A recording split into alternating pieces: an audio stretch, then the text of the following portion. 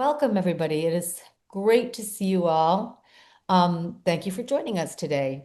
I'm Nancy Keach, and welcome to the 36th episode of Brightfocus Foundation's Zoom In on Dementia and Alzheimer's. Brightfocus Foundation funds exceptional scientific research worldwide to understand and treat Alzheimer's disease, macular degeneration, and glaucoma. This Bright Focus Zoom In series is generously sponsored by Lilly, Biogen, and Genentech, and we sincerely thank our sponsors for making these programs free and open to the public through Bright Focus's Alzheimer's Disease Research Program. Today's program is the AHEAD study. Can Alzheimer's be prevented or slowed before symptoms begin? And I'm delighted to introduce today's fantastic guest expert, Dr. Josh Grill, who is a professor of psychiatry and human behavior and neurobiology and behavior at the University of California, Irvine. He is co-director and leader of the Outreach, Recruitment, and Engagement Core for the University of California, Irvine's Alzheimer's Disease Research Center. Since 2016, he has served as director of UCI Institute for Memory Impairments and Neurological Disorders, UCI Mind. Dr. Grill is an Alzheimer's disease researcher focused on the efficiency and ethics of clinical trials across the spectrum of Alzheimer's disease, particularly in the areas of recruitment, retention, and biomarker disclosure. Among many other positions, he is co-chair of the Internal Ethics Committee for the NIA-funded Alzheimer's Clinical Trial Consortium. And I left out about 7/8 of his resume because we just don't have time. Welcome, Dr. Grill. It's great to have you. Great. Thank you, Nancy. It's great to be here. Thanks to Bright Focus for allowing me to be a part of this important series. We appreciate it very much. And I told Stacy Heller, our CEO, yesterday you were on, and she said, "Oh, I love listening to him speak." So we're really happy to have you. Here's where I want to start. So we have evidence from finger and pointer studies and many other studies showing that we can, to some extent, slow down or delay the onset of Alzheimer's by using lifestyle interventions. For example, eating healthier foods. A lot of you have heard me go through this one before, and we have 3 episodes online if you want to learn more about these lifestyle interventions and the studies, the science that we have so far about these interventions.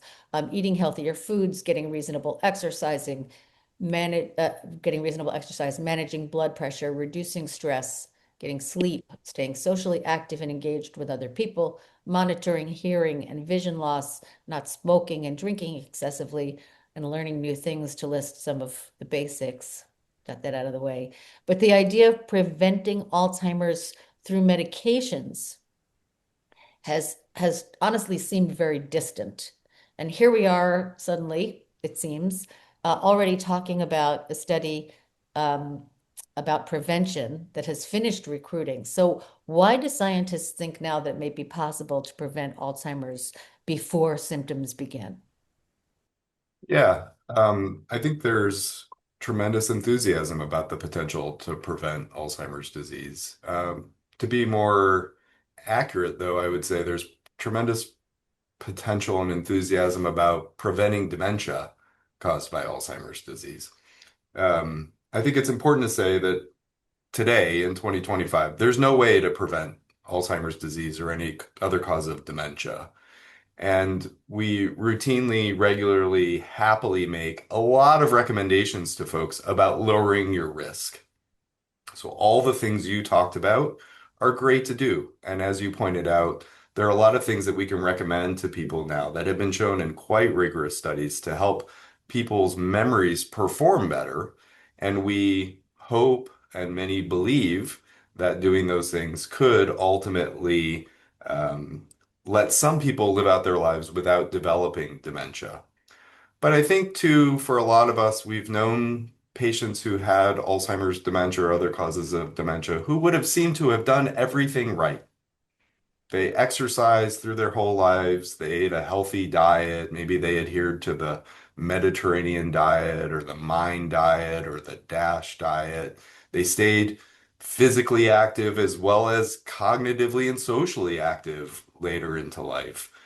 Um, the other things we recommend to people, you hit on many, good sleep, taking care of any sleep habits, managing medical factors that may increase risk for dementia, like high cholesterol or high blood pressure, keeping those things under control. So we've known people who did all these things right and they still got Alzheimer's dementia. And so I think for many of us, we do believe that the real key to curbing the public health of Alzheimer's dementia will require medications on top of all these very important lifestyle recommendations that we can make right now.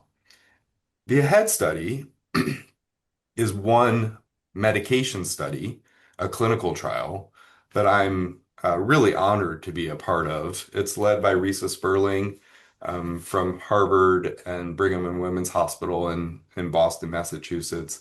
And it's being conducted by the Alzheimer's Clinical Trial Consortium that you mentioned, which is an NIA-funded clinical trial consortium in partnership with Eisai, the maker of the drug that's being tested in the AHEAD study.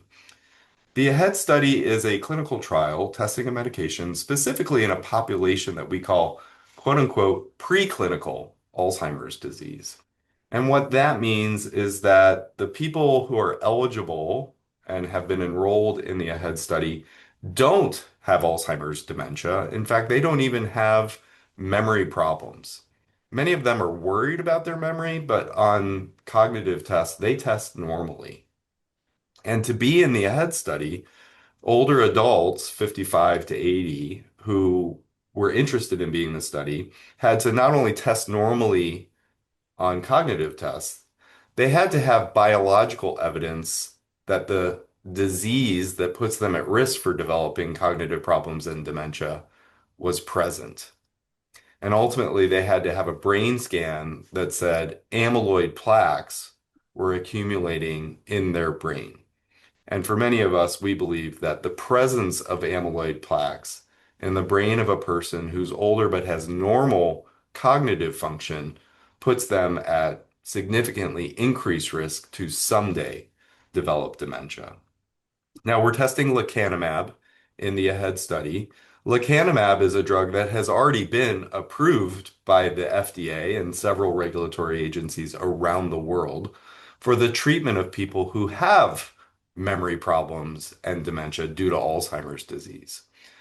So that's very exciting. We're testing an FDA-approved drug in an indication for which it is not FDA approved. So there's no approved drug for the treatment of preclinical Alzheimer's disease.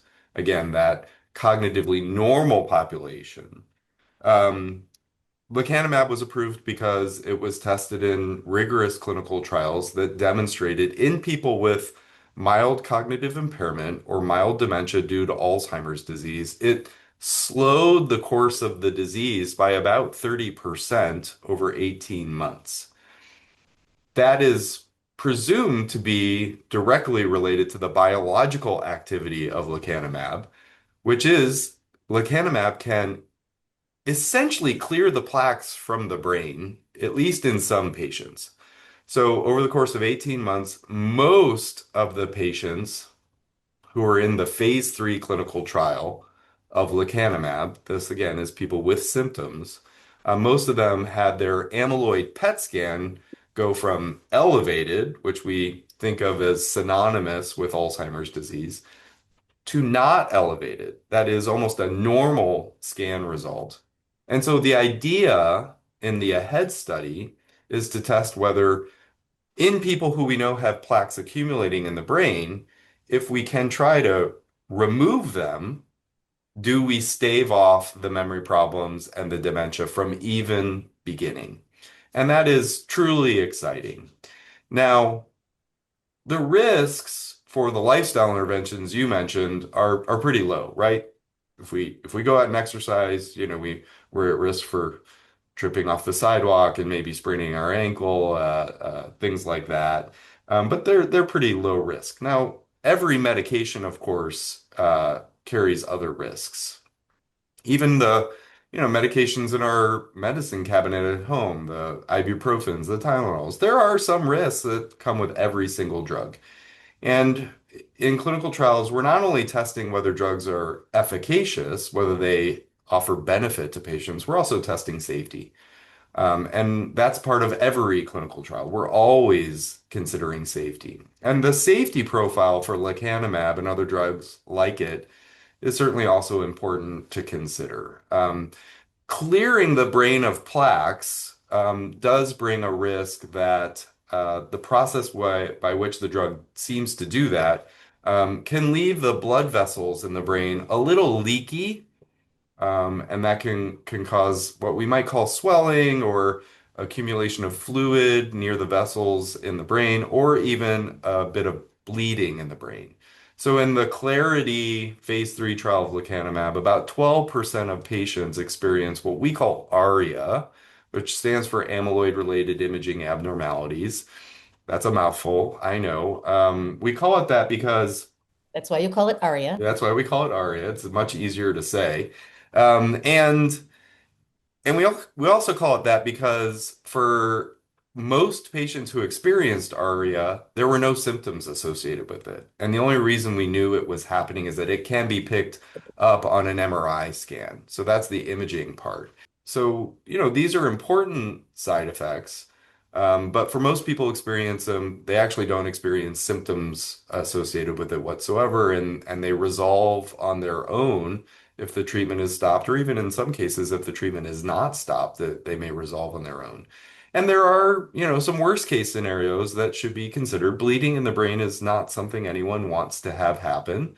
And when people experience symptoms, mostly they experience things like balance loss, confusion, and headaches. But there were some worst case scenarios where the bleeding was significant in the brain.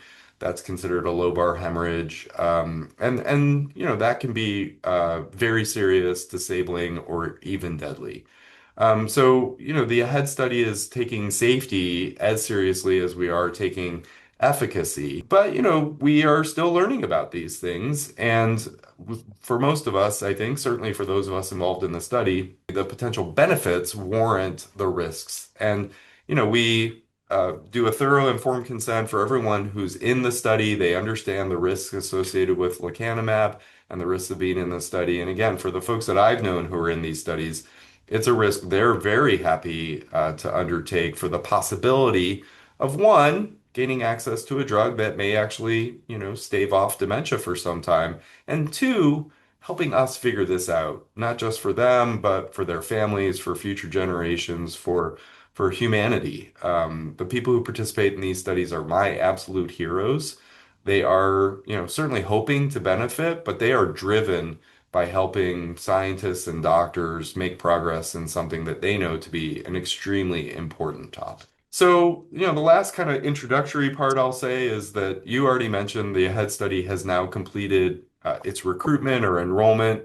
We finished enrolling in the study in October of 2024. It's a 4-year clinical trial. So Yes. that means that the study will end 4 years after the last person enrolled in the study. And we enrolled in the study for about 4 years. So we actually have some people who are already finishing the double-blind portion of that placebo-controlled trial. But we're still a few years away. It'll probably be late 28 or early 29 before the last person enrolled in the study finishes their 4-year participation in the study. So, again, there's light at the end of that tunnel. We're incredibly excited to answer the important questions that are being tackled by the AHEAD study. We are testing the infused form of lecanemab. So this is a drug that's delivered into the vein in the arm by infusion. So it's injected into the bloodstream. And in the AHEAD study, there are actually two sub-studies. One for people who have elevated amyloid, meaning that we can measure that they have what would be associated with the amount of amyloid in a person with mild cognitive impairment in many cases. And those folks are getting the prescribed approach to lecanemab. So they get twice a month infusions of lecanemab for the bulk of the study. They get ramped up a little bit and then they stay at twice a month. There's also a second study called A3 for people who have lower amyloid that wouldn't quite reach the threshold we call elevated, but what we would call intermediate. And there's some indication that being at intermediate levels of amyloid puts us at increased risk to develop elevated amyloid and therefore later on increased risk for cognitive problems. And so the A3 portion of the study is testing a different dose of lecanemab given only once a month after a brief ramping. But just as important and really exciting kind of element of the whole AHEAD program. So we're on our way. We screened about 20,000 people around the country and around the world to some extent to get about 1,500 folks into the AHEAD program. In both trials, there is a placebo arm, so we will compare people who get treated with lecanemab to people who are treated with placebo. And we couldn't be more excited about finishing the study and answering these really important questions in the most rigorous possible way. Well, that is a great introduction, and thank you. And our chat box has lit up like a holiday tree here. So let me see Oh, if I tis the can. season. It is the season. So first of all, you already said this trial is no longer recruiting. This trial is filled. So a lot of our people are also interested in, is there a study that they can go into? So maybe we'll start there. Are there similar studies that will be coming up or maybe active now for people who are um, cognitively not yet affected, but have these what we call biomarkers of amyloid or tau? Yeah, again, there are multiple studies underway or planned that will include this preclinical stage of disease.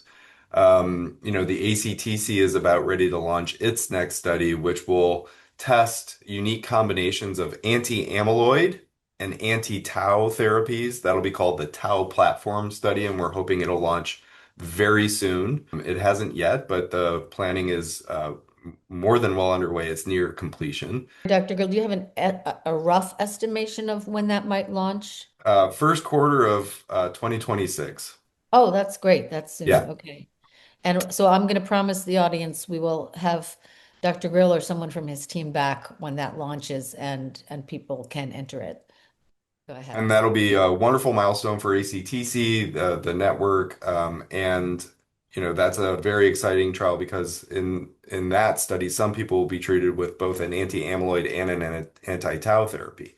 I'm definitely not involved in all of the preclinical trials that are ongoing, and I try to keep up, but I'm not 100% sure where all of them are in recruitment. But there are at least 8 ongoing preclinical AD trials, and more that I'm aware of starting soon, including of some really exciting anti-amyloid therapies. There's a brain shuttle drug called trontinemab, and they are planning a prevention type trial as well. So going to the ACTC website, going to websites like, the organization I lead, UCI Mind, has a very active website where we try to keep people abreast of changes in the field.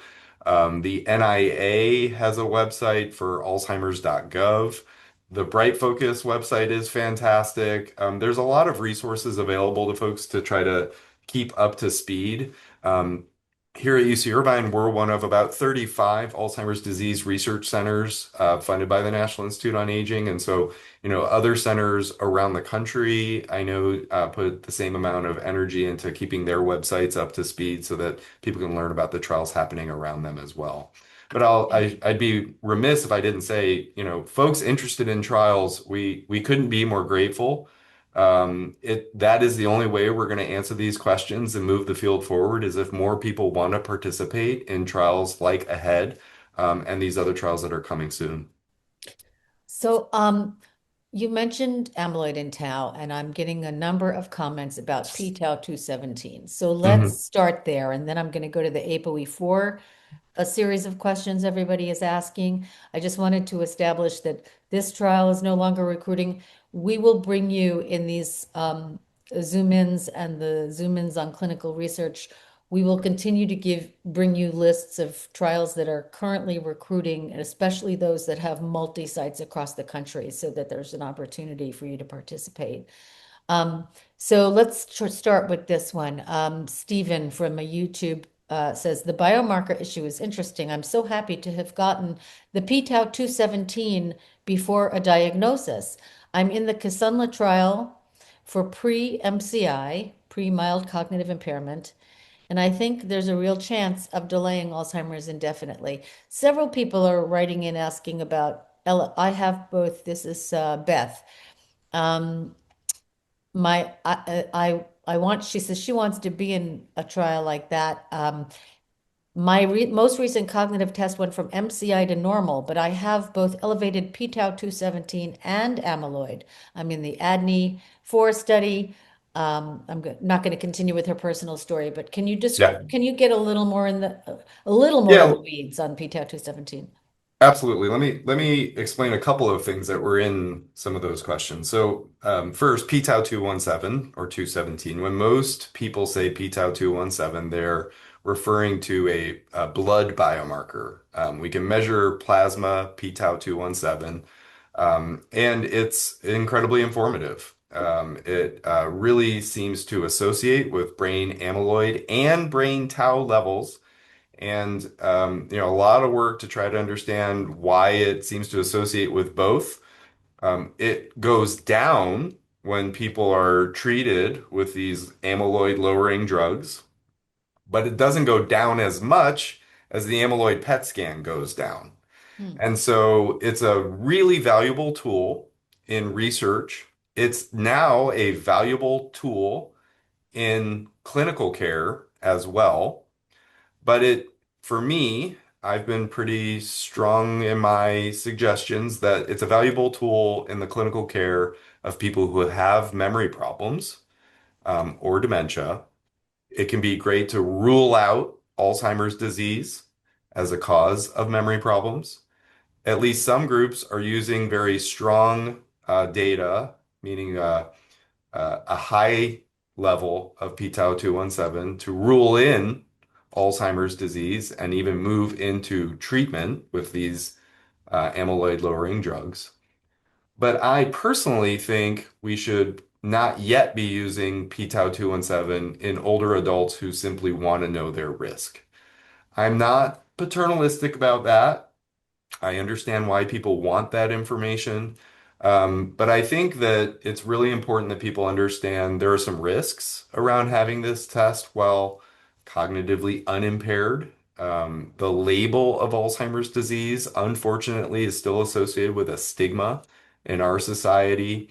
There are not great legal protections from discrimination if that label has been applied to someone. If they're thinking about long-term care insurance, it may get more difficult or um, impossible to get long-term care insurance if you've had the p-tau 217 test and that becomes known to insurers.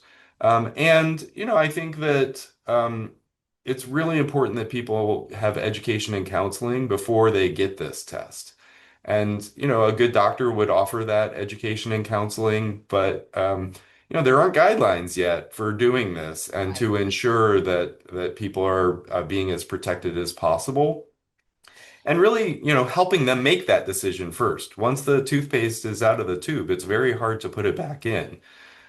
It's also true that p-tau 217, at very low levels and very high levels seems quite informative, but there's an intermediate zone that has a lot of uncertainty associated with it. And so, how to treat those intermediate levels and whether people need an additional biomarker test. That's an important clinical element that should really come hand in hand with expert clinical care. Long term, these tests are going to revolutionize the care available to people. They're going to shorten the time it takes to get a diagnosis. They're going to shorten the time it takes to get treated. And ultimately, they're going to be valuable to identifying people who should go on preventative therapies with things like routine screening at specific ages. There's work left to do to get there. And so for now, I think they're wonderful tests to increase access to diagnosis for people who have cognitive problems. And I want to see more and more practices using them to rule out Alzheimer's disease or identify people who might need a PET scan or could be treated. So I just to kind of restate, I think they're extremely valuable now for people who have cognitive problems and are being evaluated for those cognitive problems. I'm just not yet ready to say that they have value for people who want to learn their risk. Yeah, I feel that there's a big divide between people who are informed about these new blood-based biomarker tests, as we call them, that can identify these different proteins that are in the brain through your blood. Yeah. And this is a fantastic uh, revelation and innovation for people recruiting for clinical trials. And as Dr. Grill said, will ultimately change clinical care or what happens at your primary care doctor. But for now, you have this big divide between people who are talking very sophisticatedly about their tau and their amyloid and their this and their that, and then there's people who are kind of lost in it. Um, and so I'm going to bring it back to the AHEAD study because really, since you started recruiting, blood biomarkers are a huge innovation since that time. And also, we had a couple of questions. Clifford from Baltimore, who snuck in a bunch of questions. Since this study is projected to last for decades, and I think that's if there's an open label extension, what we call, or, and that may be will some participants be allowed to switch from IV to subcutaneous injections? So I want to talk about both during the time that you're doing this trial, we've had two new things happen. One is the ability to screen people using their blood test to some extent. And I'll let you talk about that. And the other is that Leqembi is not only available by infusion, but after you take it for a certain amount of time by infusion, it's now been approved for subcutaneous injection. Over to you. Okay, great. Yeah, so it's important to say we actually did use the blood biomarkers in the AHEAD study, and yes, they were coming along as we were doing the study. But we used them to try to identify people who should move on to PET scanning and some people who we could sort of rule out as a very low probability of qualifying for the study. And so that actually helped the study be more efficient. It saved money because we did less PET scans over time to identify people who are ideal for the study. And one of the earlier questions was about Kisunla, which is donanemab, and I use lecanemab, but it's also known as Leqembi. That's its brand name, and Kisunla is a brand name for donanemab, another monoclonal antibody that's made by Eli Lilly. They were doing a parallel preclinical AD trial of donanemab where they used p-tau 217 as the primary way to enroll people. And only a sub study of folks got PET scans in that study. So they really utilized the blood biomarker as an exclusive biomarker criteria to enroll people in their study, which was I think called Trailblazer-ALZ 3. I'm not a part of that study. Um, and yeah, the Leqembi, lecanemab has now been approved by the FDA for maintenance dosing. So once people do 18 months of infusions, they can switch over to a subcutaneous injection that's given once a week. And Eisai, the maker of lecanemab, has been pretty public that they have submitted to the FDA to even potentially start people with the subcutaneous form of that drug. Um, in the double-blind portion of the AHEAD study, we are not using the subcutaneous form, and the conversations are ongoing about whether people could switch over to the subcutaneous in the open label extension. The other thing I have to say, we're not really thinking about decades right now. We're thinking Right. about answering questions in the next 3 or 4 years, and then we would sort out how long people could or would stay on open label treatment. There is an open label extension study in the AHEAD study, so people who finish the 4 years with not knowing if they were getting active lecanemab or a placebo that looks and seems identical. Then they could switch over. They still don't learn what they were getting for the first 4 years. They just know moving forward that they're getting active medication. And those Right. studies are, extremely valuable as well. People like them because for many people, they want to enroll to gain access to a treatment For the that's not drug. yet available. Right. And so this is a way for folks to know that they are getting the active medication. And we learn more and more about safety, but not just about safety. We get information about efficacy and other things as well from open label extensions.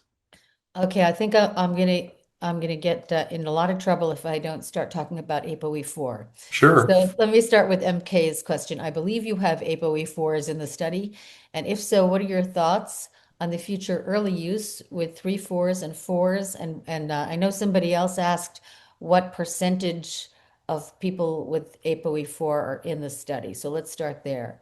So ApoE stands for apolipoprotein. And this is a protein made by the body, and there's a gene for the protein, the apolipoprotein E gene. And everybody has two copies of every gene, including ApoE. And the ApoE gene comes in three flavors. So we can have flavors of ApoE known as epsilon 2, epsilon 3, or epsilon 4, E2, E3, or E4. And we get one copy from mom of one of those three flavors of ApoE, and we get one copy from dad of one of those three flavors. And so everyone has an ApoE genotype. That might be E2, E2, E2, E3, E4, E4, etc. And it's pretty well described. It's one of the more well described things in our literature that carrying one or two copies of the E4 allele of ApoE puts a person at increased risk to develop Alzheimer's disease someday. In the Clarity phase 3 trial of lecanemab, and in many clinical trials of monoclonal antibodies that lower amyloid proteins in the brain, um, E4 carriers were at increased risk to develop the side effects we talked about earlier, what we call ARIA. Now, I'm going to give some opinion here, in addition to some facts. There were also suggestions in the lecanemab phase 3 trial that maybe people who carried an E4 copy, and especially people who carried two copies of E4, might not be benefiting from the drug the way non-carriers were Hmm. benefiting from the drug. I think that's a premature conclusion. In particular, I'm worried that other things might explain what were perceived as observations about E4 carriers, and in particular homozygotes. For example, if those E4 carriers in the study had more amyloid at the beginning of the study, which seems a strong possibility, or if they had more tau at the beginning of the study, that might explain a perceived reduced efficacy. Now, the increased risk is clear. Again, other things may better explain that, but it's clear that E4 carriers and homozygotes are at increased risk for ARIA, and maybe even some of the worst case scenarios that can accompany ARIA. But I'm not thoroughly convinced that the efficacy is not necessarily explained by something else. And some groups have used this risk-benefit ratio as justification to not treat E4 homozygotes, and in some cases, even carriers. And I think that too is premature. And I'm really not comfortable with E4 carriers not having the same opportunity to discuss and get treatment when people have MCI or dementia. In the AHEAD study, we have a lot of people who are E4 carriers and even E4 homozygotes. So the AHEAD study is going to add to the literature and understanding about both safety and efficacy of lecanemab in the preclinical stages of disease, and I believe that is critically important that we do that, and we will. Yeah, I think I saw somewhere in the study you did have a high percentage. Do you know, I'm looking for it in my notes here, but do you know what percentage? So, Sorry to put you on the spot there. yeah, no, I actually did look this up. and I believe it is 72% in A3 and 73% in A45. So A3 is the intermediate amyloid trial, and A45 is the elevated amyloid trial. And I see Jane and Beth are having a wonderful sub chat in the chat box about ApoE4. And just want to tell the audience that we've been receiving so many of your questions about ApoE and what it means in different scenarios and what it means for side effects and what it means for treatments. And so in the first quarter of next year, we're going to do at least one program just devoted to that because there just seems to be a lot of confusion and enough, well, I should say it this way, enough knowledge to confuse people. Um, Well, it's a very important topic on many levels. I should say that my wonderful colleagues from the Banner Alzheimer's Institute, Eric Ryman, Jessica Eric. Langbaum, Pierre Terrio, they led a trial in E4 homozygotes specifically because of the increased risk associated with that genotype. I should share with folks, there have been direct to consumer companies offering ApoE testing for decades now. And again, it's a similar but different story. Again, I'm not paternalistic about these things. I understand why people would want to pursue ApoE testing. But I really strongly urge people to try to meet with a genetic counselor or another expert before they undergo that testing and just make sure they understand what the meaning of the result is. It's not a diagnosis similar to p-tau 217. It's not Right. a diagnosis. It's a risk gene. It's not a guarantee that you'll someday get dementia. It just says that a person who carries an E4 is at greater risk to someday get dementia. And, lots of people who don't carry one or two copies of E4 do get Alzheimer's and dementia. So, if you're found to be a non-carrier, it's not a get out of jail free card. And so we really like people to understand all of these things and more. Whenever you go undergo a genetic test, you're getting information about your parents. It's information that could affect your siblings and your offspring. So we just really strongly urge people to talk to a well-qualified professional before they undertake any of these tests. And Catherine asks, can you clarify once more? We didn't clarify it, Catherine. That's why you're confused. The study available to those with biomarkers and amyloid but are asymptomatic. I think one that I believe has started recruiting is called Preventron, and that was what Dr. Grill mentioned, a drug by Roche called trontinemab. And I know there are several others. Are there any you're ready to mention here Right. and talk So, about? But we will so keep you, Catherine, and everybody else, we will keep you informed as those open up. Yeah, the two that I know best are Preventron, which is the drug of trontinemab, as you said. That's a brain shuttle that increases, it's estimated that less than 5% of these antibodies actually get into the brain.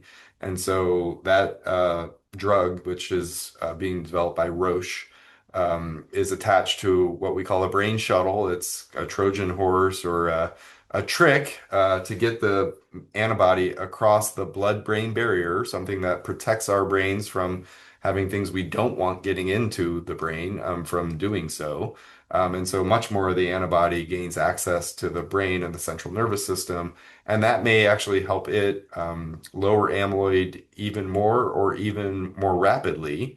And that may have value. We don't have a lot of publications for trontinemab as yet, but we've seen a variety of reports at meetings, and they're very exciting, what we've seen so far, though it's still preliminary, and they are planning, if not already launching a prevention type trial for people who are biomarker positive but still asymptomatic. And then I mentioned the ACTC's next venture that'll include preclinical disease, and that's called the Tau platform trial or ACTC Tau platform ATP.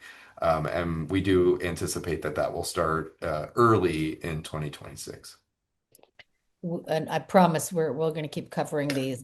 Um, You mentioned that you've been recruiting for several years now, and so some people have been in the trial for a while. Well, I had at least three questions come in before saying, let's see, are there any results yet? This is from Julie. Are there any results yet of those going through the study that received infusions of the real drug versus the placebo in removing amyloid protein for this with ApoE44? But I did have several questions, basically just, will you start revealing information as you know it? So I'm going to let you explain this because it's a very tricky Yeah, so situation. we will reveal information as we know it, but we will not know it until the study is over. And we're very careful in clinical trials to not bias results. Sometimes clinical trials are designed to try to answer the question more rapidly. And actually, the Kisunla preclinical trial is got a different design than the AHEAD study. So once enough people develop memory problems, that'll kind of act as a signal that it's time to analyze the data. It's called a time to event model. And so it's possible that that could happen earlier than anticipated, and the results could be shared whenever that occurs. For the AHEAD study, it's a more traditional design, so we'll wait until folks have finished the 4 years. Then we will, you know, quote unquote, break the blind to analyze the data. I'm really proud of the efforts of Risa Sperling, Paul Azen, Ron Peterson. They're the leaders of ACTC, and I'm honored to, as you said, co-chair the ethics committee and co-lead the recruitment engagement retention unit for ACTC. But among the things that we've led is some of the approaches to how we do things like share results. And so in a study that I was a part of that was also led by Risa Sperling, the A4 study, the anti-amyloid treatment in asymptomatic Alzheimer's disease, every participant had the option to opt in, sign up for getting emails or text messages so that when the blind was broken and the results were first revealed publicly, they were informed at the first possible moment. And that was really important because prior to that, and in many studies, folks might learn the results on the news from a study they were enrolled in. And, we've done some work to know that that's not people's preferences. People really want to be first in line to learn the results of the study they were part of. And, of course, they deserve to be first in line for those results. So we continue to make sure that we're doing everything in our power to ensure and respect the contributions that people enrolled in these studies made by giving them the results as soon as we are able. In fact, here at UC Irvine, we take this very seriously, and twice a year we bring people together to kind of share what we're learning in all of our research studies. So the moment our webinar ends, I will walk down to a room of a couple hundred participants in clinical trials and observational studies, where we'll honor and celebrate their contributions to our research and tell them what we've been learning because of them. That's a wonderful and hopeful scenario in my brain. Um, I'm going to ask one more here on trontinemab, but Catherine asked, does trontinemab have the risk of ARIA? But so I think I'll let that lead into these certain drugs so far that are targeting amyloid in the brain that you're referring to as monoclonal antibodies. I believe all have a risk of ARIA right now. Are there other drugs being tested in this population that will potentially not have those side effects? Yeah, I mean, the short answer is we're still learning. There haven't been a lot of publications for trontinemab. We've mostly seen data presented at meetings. I think there is still a risk of ARIA for trontinemab, and whether because, for example, you need less antibody uh, infused into the bloodstream because more of it gets into the brain, and whether that could lower the risk for ARIA, that's an open question that I think a lot of people are eager to know the answer to. Um, we just saw really impressive presentations at the Clinical Trials in Alzheimer's Disease meeting, CTAD meeting, that just happened a few weeks ago in San Diego. including, for me, an eye-opening talk that showed just how many more brain shuttle antibodies are coming in the pipeline. And so, Mm. I think there's a lot of different approaches that will be taken, a lot of efforts to understand what really puts someone at risk for experiencing ARIA. Is it as simple as whether amyloid might also be in the blood vessel walls? In addition to the brain parenchyma, that is the brain tissue, the neurons and other cells, versus in the blood vessels themselves, the walls of the blood vessels themselves. If the amyloid is in the walls of the blood vessels themselves, that seems to bring an added risk for ARIA when, treating with these amyloid lowering drugs. But, the active process of trying to pull plaques out of the brain parenchyma certainly could produce ARIA as well. So, a lot of really exciting and important work to understand these things. And, ultimately, we're going to need more and more clinical trials to understand which drugs are best at avoiding ARIA. There's some hints that, having ARIA may actually be, I don't want to say a good thing, but that people still benefit from treatment when they experience ARIA and maybe even benefit a little more. And so, a lot of really important work that's still left to be done. I'm gonna ask a question that I don't think you have the answer to, but I think it's really interesting that Bob is asking again. Is there anything we can do? He asked about physical activities, but is there anything one can do to reduce the risk of ARIA? Yeah, there's really some interesting hints that maybe like antihypertensive drugs could play a role in lowering risk for ARIA, and again, work So really we're learning. needed. Yeah, we're absolutely still learning, and we're really actually in the early days, right? I mean, I'm always quick to remind people we're kind of in the early days as a field, Yeah. Alzheimer's disease. The disease was named over 100 years ago, but compared to cancer or heart disease, we're kind of younger as a field.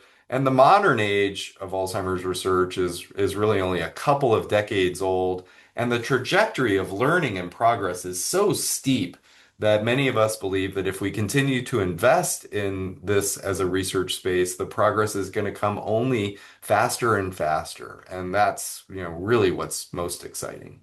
It's so wonderful, and I often have, having been in this field for 16 years or so, when I first came in and the federal government was funding Alzheimer's research at the $400 million level, and now they're over the $4 billion level, at least up until now. And it's very exciting, but I also receive these hundreds of questions from people, and even in the chat here, somebody said, I'm 80. If I can't do this, I'm leaving I'm leaving the show, or I'm under 40, I can't get into a trial, or, but sometimes I read the questions and honestly, I just cry because on the research side, we're very excited because it's the first time we're learning all this information.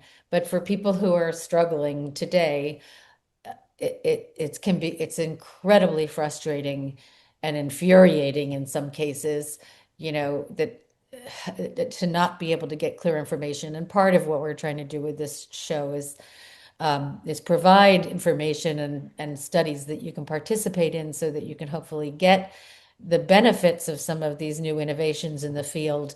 But also, I think I always want to say, I don't want to understate the compassion that we feel and the empathy that we feel for the millions of people in the country. And we are talking on other programs about what can we do for people who already have symptoms or in the moderate or the later stages. And so I want to go back. Toby asked, what about devices such as the headset previously presented and focused ultrasound? And thank you, Toby, for remembering that. And we did a whole program on Cognito's Spectrus device, which is a non-invasive Yeah. intervention. And their results will read out in August of 26. And several people are asking about focused ultrasound. So do you have any comment on that? Well, I do. Let me first echo what you just said. First of all, for 40 and 80-year-olds, both statements are true that it's never too early nor too late to start doing things about your brain health. And I'm referring mostly to the lifestyle interventions that we can all try to adopt, that we talked about at the beginning. Um, Again, I hope I've made clear how much we appreciate the folks who make our research possible by participating.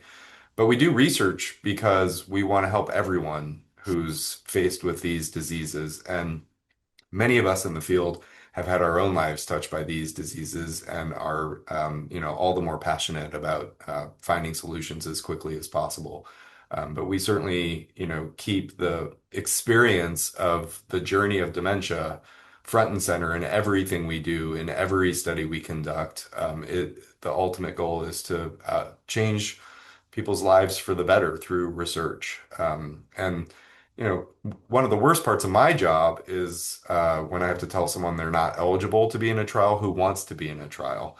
And we want to do more studies. We can't do enough studies fast enough. But unfortunately, there's not always a trial for everyone at any given moment. So please stick with us. Please, stay, join a registry, check these websites, enroll in an observational study.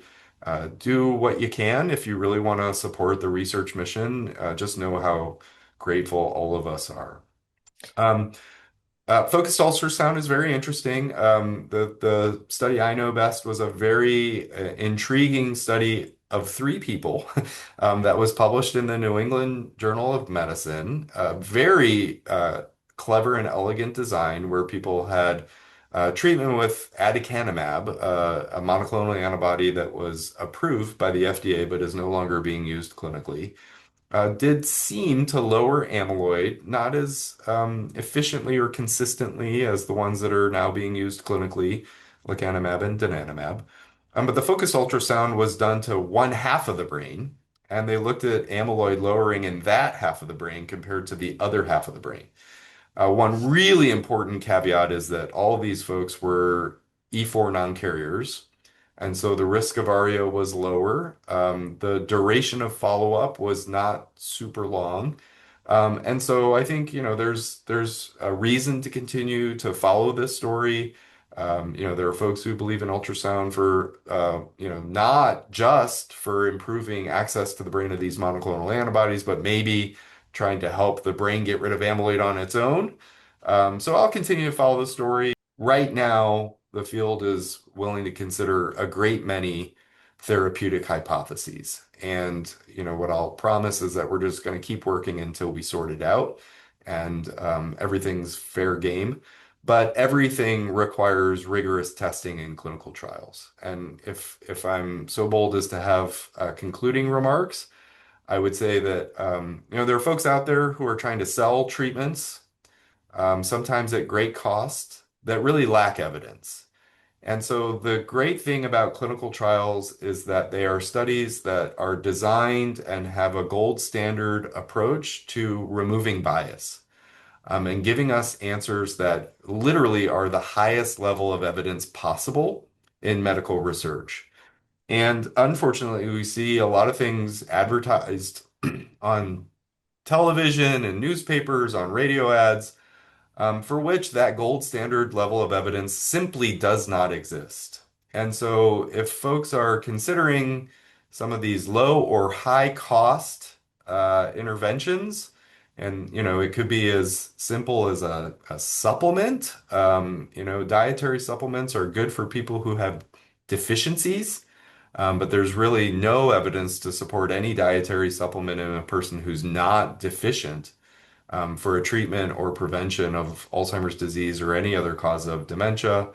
And now we're seeing, extremely higher cost things like stem cell clinics or subscription programs. And I just would really caution the audience, talk to someone at an Alzheimer's disease research center, talk to a neurologist, an expert, get second opinions if needed, before you spend your hard-earned money, let alone, start a GoFundMe account, which I've aware of people who've gone to those lengths to cover the exorbitant costs associated with some of these things that are unproven. Yeah. And we did get several questions, and we do every month about these things that are being advertised on TV. And again, we'll just say that there is no scientific evidence that shows they are effective. The only thing that I have heard, and this is from Dr. Laura Baker, who was involved in the Pointer study and other studies, is that Centrum Silver made a slight improvement in one of her clinical trials. And so I have said that. I would not expect Dr. Grill to say that since he's a scientist and I'm not, so I'll get away with that. But it does not come from me. It comes from Dr. Laura Baker's study on actually on cacao, which the cocoa didn't help, but the Centrum Silver helped very slightly in cognition. I was going to have my own closer for you, and it's actually a question that came in last month. But I'm going to ask you to give, if possible, like a 30 to 60-second answer to this, only because we're running out of time. But it was last month from Christine in Raleigh, New Jersey, or I think that should be North Carolina. But anyway, knowing what you do, if your brain had the beginnings of Alzheimer's pathology, amyloid and tau, but memory issues had not yet started, what protocol would you put yourself on to delay onset as much as possible? What diet, what exercise, what pharmaceutical trial, what additional therapy, gamma wave, supplement, what would you personally throw at it? So I do actually do all those things that we recommended at the beginning. I wish I could exercise a little more. Maybe if I knew that, it would motivate me to find more time to exercise. I do try to eat a very healthy diet. I do try to regularly consume fish and other healthy fats from mixed nuts and olive oil.